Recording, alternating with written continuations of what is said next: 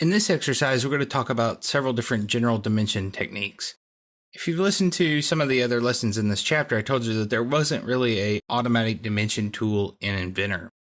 Now, with that said, manual dimension techniques in Inventor are much different than manual techniques in a standard 2D program. They're not very manual at all. They're very automated type techniques. So we'll look at the general, baseline, ordinate, and chain. So the general dimension works just like in the sketch. You either pick a line here and a line here, you drag it up, okay, gives you a dimension. Or what you can do is just pick a line and you have your dimension. You can turn this off to where it doesn't ask you every time. And you can get these dimensions in here very quickly. Now that's probably the most common dimensioning technique, is to come in here one at a time.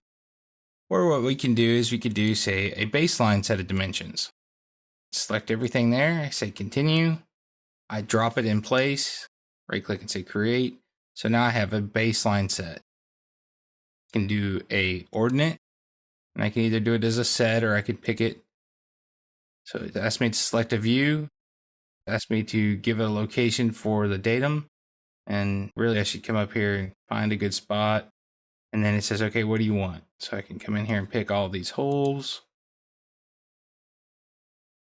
Right click and continue. Drag it up there. Click on OK. And so now I have my ordinate dimensions.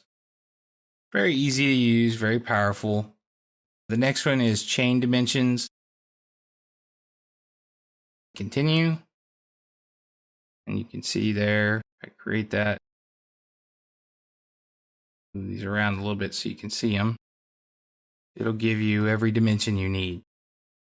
So between those four dimensioning techniques, the manual dimension, the baseline, the ordinate, and the chain, you get pretty much every dimension style there is. As I said, there is no automated system in Inventor, but this is a very easy way to do any of the three. Inventor's manual is much more automated than anything else's automated dimension to me. So these are the manual ways to dimension different drawings. And we'll go through these one at a time and talk about them and go into a little bit more detail here.